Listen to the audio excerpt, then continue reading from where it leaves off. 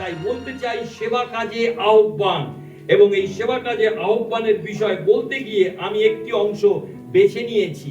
Romeo তার 1 অধ্যায় 14 থেকে 16 পদ। আপনারা বাইবেল খুলুন এবং আমার সঙ্গে পাঠ করুন, অথবা সামনে আছে আপনি পাঠ করুন। দাঁড়িয়ে উঠুন এবং পাঠ করুন, এখানে লেখা আছে। আসুন আমরা দাঁড়িয়ে উঠে এই বাক্য পাঠ করি।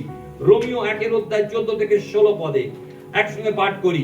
গ্রীক ও বর্বর, বিজ্ঞ ও অজ্ঞ সকলের কাছে আমি ঋণী। তদনুসারে আমার যতটা সাধ্য আমি রোম নিবাসী তোমাদের কাছেও সুসমাচার প্রচার করিতে উৎসুক। কেননা আমি সুসমাচার সম্বন্ধে লজ্জিত নই, কারণ উহা প্রত্যেক বিশ্বাসীর পক্ষে পরিত্রাণার্থে ঈশ্বরের শক্তি, প্রথমত জিহুদীদের পক্ষে, গ্রীকেরও পক্ষে, কারণ ঈশ্বর দেহ এক ধার্মিকতা সুসমাচারে প্রকাশিত হইতেছে, তাহা বিশ্বাসমূলক ও বিশ্বাসজনক, যেমন লেখা আছে, কিন্তু ধার্মিক ব্যক্তি বিশ্বাস হেতু বাঁচিবে। বসবেন দয়া করে। Thank you. ঈশ্বর আশীর্বাদ করুন। আজকের এই শাস্ত্রাংশে আমরা দেখতে পাই যে কি এমন বিষয়, সেই অন্তর্দৃষ্টি, সেই দর্শন আমরা দেখতে পাই সাধু পৌলের মধ্যে, যা তাকে প্রেরণা দিয়েছিল, প্রিয় ভাই বোন, শক্তি দিয়েছিল এবং সমৃদ্ধ করেছিল তাকে, এবং পরাক্রমশালী করেছিল, যেন ঈশ্বরের সেবক রূপে, ঈশ্বরের মিশনারি রূপে তিনি সেবা কাজ করতে পারেন। আমি একজন ব্যক্তির কথা বলবো, আর তার নাম হচ্ছে হাডসন টেলর। তিনি চায়নাতে গিয়েছিলেন, চীন দেশে, এবং সেখানে তিনি মিশনারি ছিলেন। তার অনেক দামি দামি কোটেশন আমরা শুনে থাকি। আজকে যেটা বলবো, প্রভু যিশুর শেষ আজ্ঞা, যা লেখা আছে মথিলিখিত সুসমাচারের 28 অধ্যায়, সেই বিষয় মহান আদেশ, দ্য গ্রেট কমিশন, সেইটা বলতে গিয়ে তিনি বলেছেন মহান আদেশ কোনো বিকল্প বিষয় নয়, এটি মান্য করার আদেশ। আমাদের সকলকেই আদেশ দেওয়া হয়েছে। তাতে আমরা যেমনই শারীরিক অবস্থা থাকুক আর না থাকুক, আমাদের শিক্ষা দীক্ষা যত থাকুক আর না থাকুক, এইটা আপনাকে আমাকে দেওয়া হয়েছে। এটা আপনি আদেশ হিসাবে আপনাকে মান্য করার জন্য দেওয়া হয়েছে। আপনি কি মান্য করছেন? প্রথম প্রশ্ন আজকে সকাল বেলায় আমি বলতে চাই, রোমিও তার 1 অধ্যায় 14 থেকে 16 পদে সাধু পৌল, আপনি দেখবেন তিনবার আমি বলেছেন। অহংকারের আমি নয়, কিন্তু এই আমি খুব গুরুত্বপূর্ণ। আমরা জানি যে আমি, আরেকজন বলেছিল শয়তান, অর্থাৎ সেই সর্বদূত যে নিজেকে আমি আমি বলেছিল, আর আরেকজন বলেছিল সে হচ্ছে যিশাইও, আমাকে পাঠাও এই আমি। এটা পজিটিভ, আগেরটা ছিল নেগেটিভ। আর সাধু পৌল 3টি বিষয় বলেছেন। 14 পদে আমি ঋণী, তিনি বলছেন আমি সেবা কাজের জন্য বাধ্য, I am obligated to do it. তারপরে 15 পদে তিনি বলছেন কি, আমি উৎসুক, আমি কি করব, প্রস্তুত বলতে চাইছেন, অর্থাৎ বিরাট সুযোগ, অপরচুনিটি। অব্লিগেটেড নাম্বার 2, অপরচুনিটি নাম্বার 3 হচ্ছে 16 পদে বলছেন আমি লজ্জিত নই। সেবা কাজে বাধা বিরোধিতায় অপোজিশন যেখানে আসবে, সেখানে আমি লজ্জিত নেই, আমি ভীত নই। তাহলে আজকের এই 3টি বিষয় দেখব। প্রথমত, আমি ঋণী, সেবা কাজে দায়িত্ব পালনের জন্য তিনি বিশ্বস্ত ছিলেন। হি ওয়াজ ফেইথফুল। আমরা কি বিশ্বস্ত প্রভুর কাজের জন্য? আজকে সকালবেলায় নিজেকে আত্মপরীক্ষা করে দেখতে হবে। সাধু পৌল বলেছেন 14 পদে, গ্রীক ও বর্বর, বিজ্ঞ ও অজ্ঞ সকলের কাছে আমি ঋণী। আপনি কার কাছে ঋণী? অর্থনৈতিকভাবে তিনি ঋণী নন, তিনি কারো কাছে ধার করেননি, কিন্তু আত্মিকভাবে তিনি ঋণী। তিনি খ্রিস্টের কাছে ঋণী ছিলেন, কেননা প্রভু যীশু খ্রিস্টের রক্ত দ্বারা তিনি কৃত হয়েছিলেন। তাই জন্য তিনি নিজেকে কি বলেছেন 1 অধ্যায় 1 পদে, রোমিও দের প্রতি পত্রে 1 অধ্যায় 1 পদে বলেছেন যে আমি তার কৃতদাস। আমরা 1 অধ্যায় 1 পদে আমরা দেখি লেখা আছে, কেউ পাঠ করবেন তাড়াতাড়ি করে। রোমিও তার 1 অধ্যায় 1 পদে কি লেখা আছে? আমি পাঠ করছি, পাঠ করি। পৌল, যীশু খ্রিস্টের দাস, হ্যাঁ ব্যাস, যীশু খ্রিস্টের দাস। কিন্তু এখানে যে শব্দটা ব্যবহার করা হয়েছে গ্রিক ভাষায় ডুলস, তার মানে হচ্ছে কৃতদাস। তাই এই ট্রান্সলেটটা যে করা হয়েছে সেটা খুব ভালো নয়। আসল কথা তিনি বলতে চেয়েছেন আমি কৃতদাস, আমাকে কিনে নেওয়া হয়েছে রক্ত দ্বারা, আমরা কৃত হয়েছি। তাই সাধু পৌল প্রথম করিন্থীয় তার 6 অধ্যায় 19 থেকে 20 পদে বলে, তোমরা কি জানো না যে তোমাদের দেহ পবিত্র আত্মার মন্দির, যিনি তোমাদের অন্তরে থাকেন, যাহাকে তোমরা ঈশ্বর হইতে প্রাপ্ত হইয়াছো, আর তোমরা নিজের নও, বলা হয়েছে কারণ মূল্য দ্বারা কৃত হইয়াছো, অতএব তোমাদের দেহ ঈশ্বরের গৌরব করো। আমরা ঈশ্বরের ধন্যবাদ করি যে সাধু পৌল প্রভু যীশু খ্রিস্টের কাছে ঋণী ছিলেন। আমরা প্রত্যেকে ঋণী যিশুর কাছে, কেননা আমরা তার রক্ত দ্বারা ধৌত হয়েছি। তাই তার আজ্ঞা পালনের জন্য আমরা ঋণী তার কাছে। শুধু তাই নয়, তিনি অতীতের সকল বিশ্বাসীদের কাছে ঋণী যারা তাকে সুসমাচার দিয়েছিলেন। যদিও তিনি দম্মেশকের পথে তার সেই আলোর ছটায় তিনি পড়ে গেছিলেন, অন্ধ হয়ে গেছিলেন, তারপর তাকে তৈরি করেছিলেন 3 বৎসর, তিনি শিক্ষা লাভ করেছিলেন যাদের কাছে, তাদের জন্য তিনি ঋণী। আপনি কি আজকে ঋণী যাদের কাছ থেকে আপনি সুসমাচার শুনেছিলেন? আপনি যাদের মাধ্যমে আপনি প্রভুর কাছে মণ্ডলী গৃহেতে এসেছিলেন, একদিন কেউ আপনাকে গৃহেতে নিয়ে এসেছিল, কেউ আপনাকে উৎসাহিত করেছিল, তাই জন্য আজকে আপনি এখানে। সাধু পৌল বলছেন আমি শুধু যীশু খ্রিস্টের কাছে ঋণী নই, কিন্তু যারা আমাকে সুসমাচার দিয়েছিল তাদের কাছে ঋণী। আমরা অনেকে আছি আমরা খেয়াল করি না যাদের কাছ থেকে সুসমাচার শুনি। সেই দিনের কথা আপনি ভুলে গেছেন যখন আপনি ঈশ্বরের বাক্য শুনেছিলেন, ঈশ্বরের বাক্য জেনেছিলেন। কেউ একজন হাত ধরে আপনাকে মণ্ডলী গৃহে নিয়ে এসেছিল, সানডে স্কুলে নিয়ে এসেছিল। ও আমি মনে এখানে রয়েছে রিতলালের মেয়েরা আসতো সানডে স্কুলে, এবং রিতলাল আঁকা শিখতে আসতো, তার ছেলে মেয়েরা পছন্দ করতো না রিতলাল, কিন্তু একদিন রিতলাল আমাকে তার বাড়িতে ডেকে নিয়ে গিয়ে তার সেখানে ধূপ দিয়েছে, সেখানে আমাকে বলছে যে আমার মেয়েদের জন্য আমি কত কি করেছি কিন্তু কিচ্ছু হয়নি। আমি তখন রিতলালকে বলেছি তুমি যিশুকে বিশ্বাস করো, যিশুকে হৃদয় দিয়ে দাও রিতলাল, তুমি দেখবে তোমার জীবনের সব দুঃখ ব্যথা দূর হয়ে যাবে এবং তোমার মেয়েরা আশীর্বাদের আকর হবে।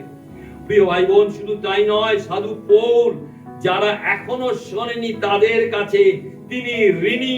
14 পদে বলছেন গ্রিক ও বর্বর তাদের কাছে আমি ঋণী। গ্রিক কারা? যারা শিক্ষিত ছিল তখনকার দিনে, প্রিয় ভাই বোন, সভ্য ছিল, তাদের বিষয়। আর তারপরে তিনি বলছেন বর্বর অর্থাৎ অশিক্ষিত নিম্ন বর্গ, অর্থাৎ উচ্চ বর্গ নিম্ন বর্গ, শিক্ষিত অশিক্ষিত সকলের জন্য সুসমাচার জীবনের কথা বলে, আশার কথা বলে।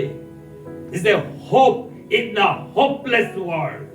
আজকে যদি জগতের কাছে একটি আশা আছে, তা হচ্ছে যীশু খ্রিস্টই আমাদের জন্য পরিত্রাতা প্রভু, আমাদের জীবনকে তিনি বদলে দিতে পারেন। প্রিয় ভাই বোন, সেই আশা আছে। প্রিয় ভাই বোন, তাহলে আমরা দেখলাম প্রথমত সাধু পৌল ছিলেন ফেথফুল, বিশ্বস্ত ছিলেন। দ্বিতীয়ত তিনি ছিলেন ফ্লেক্সিবল, অর্থাৎ তিনি সুযোগের জন্য, সদ্ব্যবহার করার জন্য তিনি যা হোক করবার জন্য প্রস্তুত। আপনি কি প্রস্তুত? আজকে সকালবেলায় আপনি কি, আপনাকে বেকানো যাবে? না না না না, আমি যেখানে আছি সেখানে কেউ নড়াতে পারবে না, এরকম বলা আমাদের মধ্যে কি স্বভাব রয়েছে? এখানে সাধু পৌল 15 পদে দ্বিতীয় বিষয় বলেছেন যে রোমিও তার 1 অধ্যায় 15 পদে, তদনুসারে আমার যতটা সাধ্য আমি রোম নিবাসী তোমাদের কাছে সুসমাচার প্রচার করিতে উৎসুক, আমি প্রস্তুত, I am flexible, I am faithful and flexible. তিনি আজকে সত্যি উৎসুক প্রভুর বাক্য বলার জন্য। আপনি কি আজকে উৎসুক?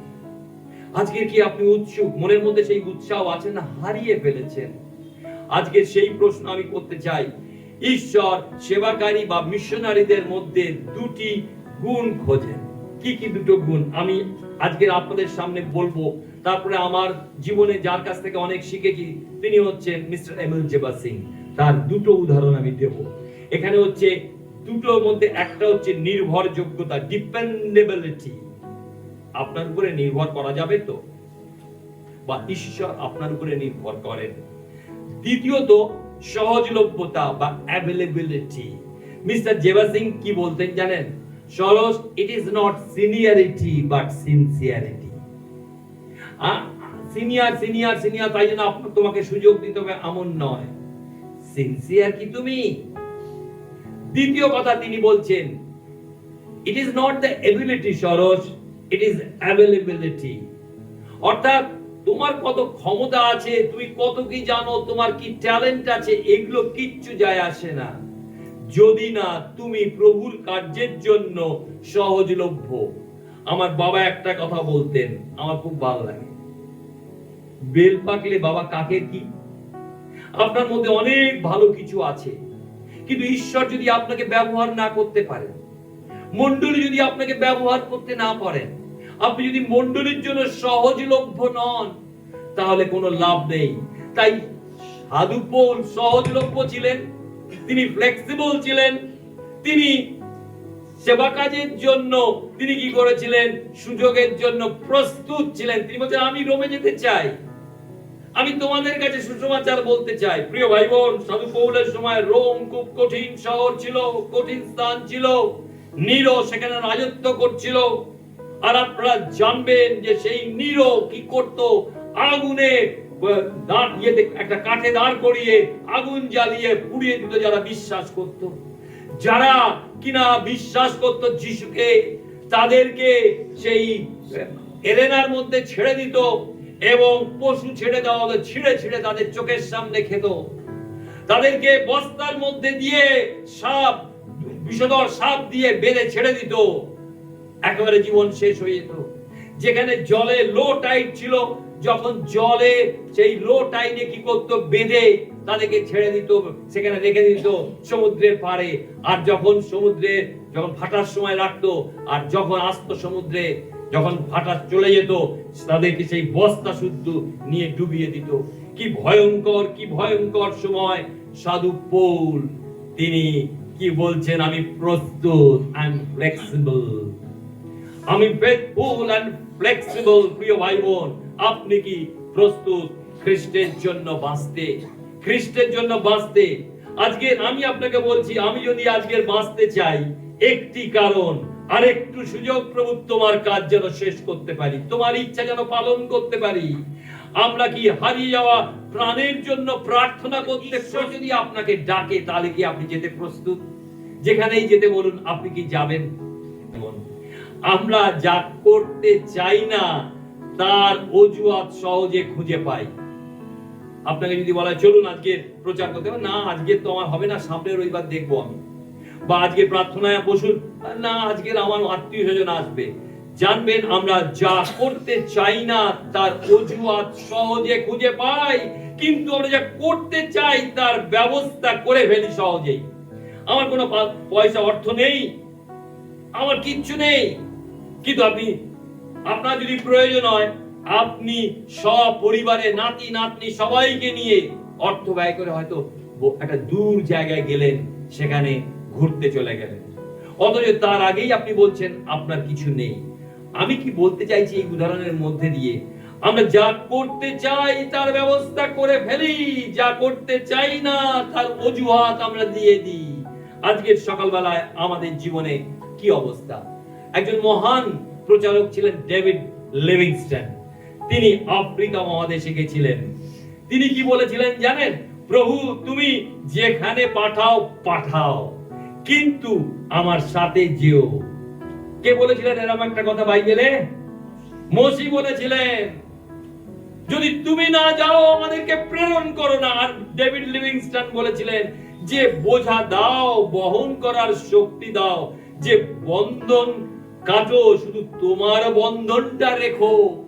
অর্থাৎ আত্মীয় প্রিয়জন এইসবের বন্ধনে আমরা ঈশ্বরের কাজ করতে পারি না। অনেক সময় তারাই বাধা হয়ে যায়। তখন তিনি বলছেন, যা বন্ধন কাটতে যাও কাটো, কিন্তু তোমার সঙ্গে আমার যে বন্ধন তা কেটে ফেলো না। প্রিয় ভাই বোন, প্রথম বিষয় আমরা শিখলাম, আমি ঋণী, আই এম ফেথফুল, বিশ্বস্ত সুসমাচার প্রচারের জন্য। দ্বিতীয়ত পৌল বলছেন সেবা কাজে সুযোগের জন্য তিনি প্রস্তুত ছিলেন। রোমেও যেতে প্রস্তুত, তিনি ফ্লেক্সিবল। আগুনে পুড়তে তিনি প্রস্তুত, তিনি বন্দিদশায় যেতে প্রস্তুত, কিন্তু সুসমাচার দেওয়ার জন্য। তৃতীয়ত পৌল সেবা কাজে বাধা ও বিরোধিতায় তিনি নির্ভীক ছিলেন। নাম্বার 3, তৃতীয় এফ হচ্ছে ফিয়ারলেসনেস, অর্থাৎ ফেথফুল, ফ্লেক্সিবল। তৃতীয় হচ্ছে ফিয়ারলেস, ভয়হীন। 16 পদে কি বলছেন? রোমিও 1:16 পদে, কারণ আমি সুসমাচার সম্বন্ধে লজ্জিত নই। আমি একটু আগে বলেছি পৌলের সময় সুসমাচারের সুযোগ আজকের মতো ছিল না। আপনি আজকে যে কোনো জায়গায় বেশিরভাগ দেশে যেতে পারবেন যেগুলো বন্ধ সুসমাচারের জন্য, সেগুলো বাদ দিয়ে। এমনকি আমার মনে আছে 2-1টা বন্ধ যে সমস্ত দেশ আছে, আমি তাদের নাম করব না এখান থেকে। আমি তো গেছি সেখানে, আমি প্রচার করিনি, কিন্তু যারা প্রচার করছেন তাদের সঙ্গে সহভাগিতা দিতে, তাদের দেখতে, তাদেরকে উৎসাহিত করতে, প্রার্থনা করতে আমি গেছি। এবং ঈশ্বর নিয়ে যান। এমন এক দেশ আছে যেখানে মানুষ বাইবেল নিয়ে যেতে পারে না, তারা চার্চে আসে, এক একটা পাতা ছিঁড়ে ছিঁড়ে নিয়ে আসে, আর যখন এক জায়গায় সহভাগিতায় মিলিত হয় তখন তারা একসঙ্গে করে সেই বাইবেল পাঠ করেন। প্রিয় ভাই বোন, আমরা আজকে সেই সময়ের মধ্যে নেই, সেই দেশের মধ্যে নেই। ধর্ম নিরপেক্ষতা আমাদের জন্য রয়েছে। প্রিয় ভাই বোন, যিশু যে ক্রুশে মারা গেছেন এটা লজ্জার প্রতীক ছিল, ভয়ানক বিষয় ছিল। একজন যে ব্যক্তি ক্রুশে মারা যাচ্ছে তার মায়ের কাছে এটা লজ্জার বিষয় ছিল। তাই যিশু তার মাকে তার শিষ্য যোহনের হাতে সমর্পণ করেছিলেন, সেই লজ্জার প্রতীক ক্রুশ থেকে বাঁচবার জন্য। আর এখানে সাধু পৌল বাঁচতে চাননি। তিনি কি বলছেন? তিনি বলছেন তিনি ক্রুশের সুসমাচারের সম্বন্ধে লজ্জিত নয়। সুসমাচার মানেই হচ্ছে ক্রুশ। সুসমাচার মানেই হচ্ছে মানুষের মুক্তির জন্য খ্রিস্টের সেই পাতিত রক্ত, যা তিনি সেচন করেছেন ক্রুশের উপরে, যা প্রত্যেক মানব জাতিকে উদ্ধার, রক্ষা, আশা এবং সত্য পথে চালিত করতে সাহায্য করে। প্রিয় ভাই বোন, তিনি যে ঈশ্বর তার প্রমাণ, তিনি মৃত্যুর 3য় দিনে বেঁচে উঠলেন এবং জগতের সামনে প্রকাশ করলেন। তিনি পরিত্রাতা, তিনি প্রভু, তিনি জীবনের মালিক। আর মৃত্যুর পরে যে জীবন আছে, মৃত্যুই শেষ নয় আপনার আমার, মৃত্যুর পরে জীবন আছে। যিশুই হচ্ছেন প্রথম ফসল। আমরা যদি তাকে বিশ্বাস করি তাহলে আমরা নির্ভীকভাবে খ্রিস্টের সাক্ষ্য কি দিচ্ছি। পৌল লজ্জিত হন। প্রিয় ভাই বোন, আমি আপনাকে বলতে চাই পৌল কেন লজ্জিত ছিলেন না, তিনি বিশ্বস্ত ছিলেন। তার 4টি কারণ আপনাকে তাড়াতাড়ি বলবো। প্রথম বিষয় হচ্ছে সুসমাচারের ব্যক্তি। তিনি হচ্ছেন প্রভু যীশু খ্রিস্ট, যিনি ঈশ্বরের পুত্র, তিনি ঈশ্বর।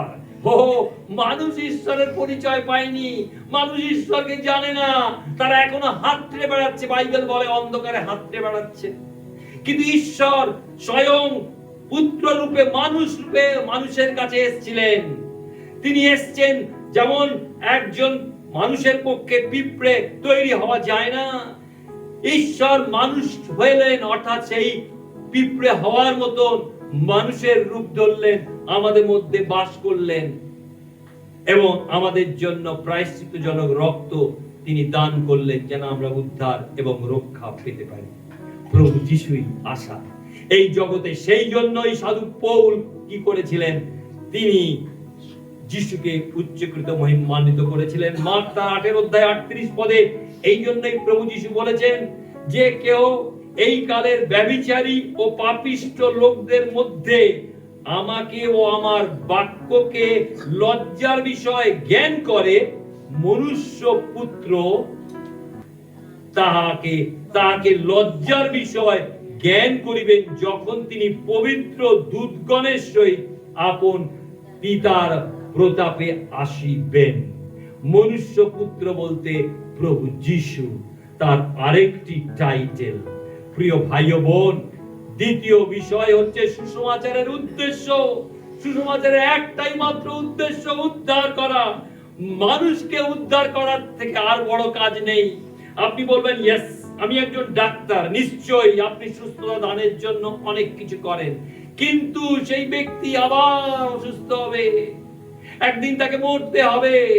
অনন্তকালে যাওয়ার জন্য ডাক্তার কিচ্ছু করতে পারে না, একজন প্রফেসর কিচ্ছু করতে পারবে না। তিনি তার কাজ করবেন, সেটা নিশ্চয়ই সম্মানীয়। একজন যে বিজনেসম্যান অনেক টাকা আয় করেন, নিশ্চয়ই সেটা গুরুত্বপূর্ণ। কিন্তু মানুষকে পরিবর্তন করার জন্য একমাত্র যীশু খ্রিস্ট। একজন মদ্যপায়ীকে পরিবর্তন করার জন্য কোনো মানুষ নেই, যিশুই একমাত্র পথ। যে বেকা পথে চলছে তাকে বাঁচানো শুধুমাত্র খ্রিস্টের রক্ত সাধন করতে পারে। যে আজকে পাপের নিগড়ে বদ্ধ, যে কিনা পাপে গড়াগড়ি দিচ্ছে, সে ব্যভিচারী হোক, সে খুনি হোক, তার জন্য আশা আছে। আমি রেডিও থেকে প্রচার করতাম, অসিত বরণ ঘোষ বলে, নিউ আলিপুর জেল থেকে সে লিখতো, আমার জীবন পাল্টে গেছে রেডিও শুনতে শুনতে। তারপর সে একদিন চিঠি লিখলো, বললো যে আমি এখন অন্যদেরকে শোনাই জেলের মধ্যে এই রেডিও। প্রিয় ভাই বোন, কত চিঠি সেই অসিত বরণ ঘোষ লিখেছিল। প্রিয় ভাই বোন, খ্রিস্ট যে পরিবর্তন করতে পারে, সেই জেলের মধ্যেও সেই কাজ হয়েছিল। তাই আপনাকে বলতে চাই যে আপনি যে কাজই করুন, মহান কাজ করছেন, কিন্তু সুসমাচার প্রচার, তার সাক্ষ্য তুলে দেওয়া, তাকে পরিচয় করিয়ে দেওয়া, তার প্রেমের কথা লোককে জানানোর মতন সুন্দর, বৃহৎ, মঙ্গলজনক কাজ আর কিচ্ছু নেই। আপনাকে কোথাও যেতে হবে না, আপনার অফিসের ডেস্কে বসে আপনি করতে পারবেন, আপনার হাসপাতালে সেবা কাজ করতে করতে করতে পারবেন, আপনার ব্যবসা ক্ষেত্রে আপনি ব্যবসা করতে করতে করতে পারেন, আপনার ঘরে বসে বসে আপনার প্রতিবেশীর কাছে বলতে পারেন, হাসপাতালে গিয়ে তার জন্য, সেই অসুস্থ ব্যক্তির জন্য প্রার্থনা করে, ভালোবাসার স্পর্শ দিয়ে আপনি সুসমাচার, সেই জীবনের কথা বলতে পারেন। আপনার পক্ষে তা সম্ভব। লূক লিখিত সুসমাচারে 19 অধ্যায় 10 পদে, কারণ যা হারাইয়া গিয়াছিল তার অন্বেষণ ও পরিত্রাণ করতে মনুষ্যপুত্র আসিয়াছেন।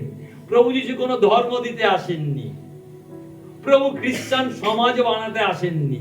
তিনি এসেছেন কি, যা হারিয়ে গিয়েছে তার অন্বেষণ খুঁজে পেতে। তিনি আমাদেরকে খুঁজছেন। আপনি কি হারিয়ে রয়েছেন? পৃথিবীতে অনেক মানুষ আজকে হারিয়ে রয়েছে সত্য না জানার জন্য, জীবন বিচ্ছিন্ন হওয়ার জন্য ঈশ্বর থেকে। তাই তিনি এসেছেন পরিত্রাণ করতে বা উদ্ধার করতে। মনুষ্যপুত্র, আমি একটু আগে বলি, তার আরেকটা টাইটেল। প্রিয় ভাই বোন, তৃতীয়ত সুসমাচারের শক্তি। আপনি জানেন, শক্তি বা পরাক্রম বলতে সাধু পৌল ব্যবহার করেছেন ডুনামিস। ডুনামিস, পরাক্রম। ডুনামিস থেকে দুটো শব্দ এসছে, একটা হচ্ছে ডাইনামাইট আর একটা হচ্ছে ডায়নামো। আপনি জানেন ডাইনামাইট বা ডিনামাইট কি করে? একেবারে মাটির নিচের জিনিস যা উপর দিকে তুলে দেবে, আপসাইড ডাউন করে দেবে, ডাউন সাইড আপ করবে। অর্থাৎ যা নিচের তা উপরে চলে আসবে, উপরের যা নিচে চলে যাবে। আপনার জীবন ওলট পালট করে দেবে, অর্থাৎ পাল্টে দেবে। আমাদের জীবন অলরেডি আপসাইড ডাউন, আর ঈশ্বর কি করবেন? ডাউন সাইড আপ করে দেবেন। অর্থাৎ যা ধ্বংসের মধ্যে গহ্বরে রয়েছে তাকে তিনি তুলবেন। এইটা হচ্ছে ডিনামাইটের কাজ। সেই পরাক্রম, পরিত্রাণ, মুক্তি, উদ্ধার যা একমাত্র সুসমাচার করতে পারে। আর সেই কাজ করার জন্য আপনাকে আমাকে ঈশ্বর ডেকেছেন তার পুত্রের মধ্যে, যাও সমুদয় জগতে সমস্ত সৃষ্টির কাছে সুসমাচার প্রচার করো। এই দায়িত্ব অন্য কাউকে দেওয়া হয়নি, স্বর্গদূতদের দেওয়া হয়নি, আপনাকে আমাকে দেওয়া হয়েছে। আর শুধু তাই নয় প্রিয় ভাই বোন, তাই জন্য আমরা দেখি যে সুসমাচার একজন মদ্যপায়ীকে পরিবর্তন করতে পারে। একজন বাঁকা মানুষ যাকে সোজা করা যায় না, তাকে কি করতে পারে? সুসমাচার সোজা করতে পারে, পরিবর্তন করতে পারে। ঈশ্বরকে ধন্যবাদ দিই, ঈশ্বর যে আশ্চর্য কাজ আপনার জীবনে করেছেন। আপনি স্মরণ করুন আজকে সকালবেলায় আপনি কোথায় ছিলেন, কেমন ছিলেন, সত্যবিহীন কি ছিল আপনার জীবন। প্রভু আপনাকে পাল্টিয়েছেন। প্রিয় ভাই বোন, 4 নম্বর বিষয় সুসমাচারের পরিকল্পনা। সেই জন্য সাধু পৌল ঋণী, তিনি লজ্জিত নন, তিনি প্রস্তুত। হি ইজ ফেথফুল, তিনি হচ্ছেন ফ্লেক্সিবল, হি ইজ ফিয়ারলেস। প্রিয় ভাই বোন, কারণ ঈশ্বর দেও এক ধার্মিকতা সুসমাচারে প্রকাশিত হইতেছে, তা বিশ্বাসমূলক ও বিশ্বাসজনক, যেমন লেখা আছে, কিন্তু ধার্মিক ব্যক্তি বিশ্বাস হেতু বাঁচিবে। 17 পদ পাঠ করলাম, কবার বিশ্বাস কথাটা লেখা আছে? 3 বার। আপনি চিন্তা করুন, বিশ্বাস ছাড়া কোনো আশা নেই। প্রিয় ভাই বোন, যদি আপনাকে শর্ত দেওয়া হতো যে 10 মাইল যদি তুমি দৌড়াতে পারো তাহলে তুমি পরিত্রাণ পাবে, প্রথম তো হেরে যাবে মলায়া, কেননা তার হাঁটুর ব্যথা। আমার মনে হয় ওই তো পারবে না, ওইদের কোমরে ব্যথা, আর অনেকেই পারবে না। এবং মনে করুন আমাদের ভাই ল্যাজারাস বিছানায় শুয়ে রয়েছে, তাকে যদি বলা হয় 10 মাইল দৌড়াতে হবে, তাহলে পরিত্রাণ পাওয়ার সুযোগ নেই। যদি বলা হতো প্রিয় ভাই বোন যে না না না না না না না, তোমাকে বাইবেল পড়তে হবে 10টা অধ্যায়, ওরে বাবা, যারা পড়াশোনা জানে না তারা কি করবে? এখানে অনেকে আছে, বিশেষ করে একজন আমাদের আছেন জুমার মা, বাইবেল পড়তে পারে না, কিন্তু তিনি তো পরিত্রাণ পেয়েছেন, উদ্ধার পেয়েছেন। প্রিয় ভাই বোন, যদি এরকম নিয়ম থাকতো, নিরক্ষররা কোনোদিন সুসমাচার বা পরিত্রাণ বা উদ্ধার পেত না। কিন্তু যিশুকে বিশ্বাস করার মধ্যে দিয়ে প্রত্যেকে কি পেতে পারে? পরিত্রাণ পেতে পারে। বাপ্তিস্ম না হলে পরিত্রাণ হবে না। কে বলল? যেখানে মনে করুন মরুভূমি, সেখানে কি বাপ্তিস্ম দেওয়া যাবে না? কিন্তু বিশ্বাস সবই করতে পারে। আজকে সকালবেলায় আমি আপনাকে বলতে চাই, সুসমাচারের পরিকল্পনা যে বিশ্বাস করে উদ্ধার সবার জন্য। প্রেরিত তার 16 অধ্যায় 31 পদে বলা হয়েছে, তাহারা কইলেন, তুমিও তোমার পরিবার প্রভু যিশুতে বিশ্বাস করো, তাহাতে পরিত্রাণ পাইবে। আরেকটি পদ যেটা যিশাইয়া তার 45 অধ্যায় 22 পদ, হে পৃথিবীর প্রান্ত সকল, 4 corners of the world, আমার প্রতি দৃষ্টি করো, আমার দিকে নয়, ঈশ্বরের দিকে, তার পুত্র খ্রিস্ট যিশুর দিকে আপনি দৃষ্টিপাত করুন। তার দিকে দৃষ্টিপাত করা মানে তাকে জানা, তাকে পাওয়া। কালকে রাত্রিবেলায় প্রচার হচ্ছিল, একজন বলছিল আমি খালি যিশুর ছবি দেখি। তাহলে তুমি কি দেখো? বলে স্বপ্নেও যিশুকে দেখি। বলে কি দেখো? আর কিছু দেখো না। আপনি যত ছবি দেখবেন, আপনি যিশুকে ছবি দেখবেন, আপনি যিশুকে দেখবেন না।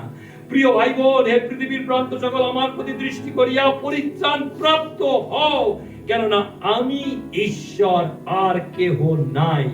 প্রিয় ভাই বোন, আমি বলতে পারি যে সুসমাচার প্রচারে আমি আপনি কি আজকে বিশ্বস্ত হব? আমরা কি ফেথফুল, বিশ্বস্ত?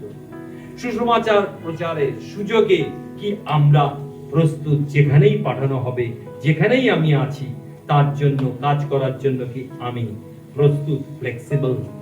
সুসমাচার প্রচারে বিরোধিতায় কি আপনি নির্ভীক?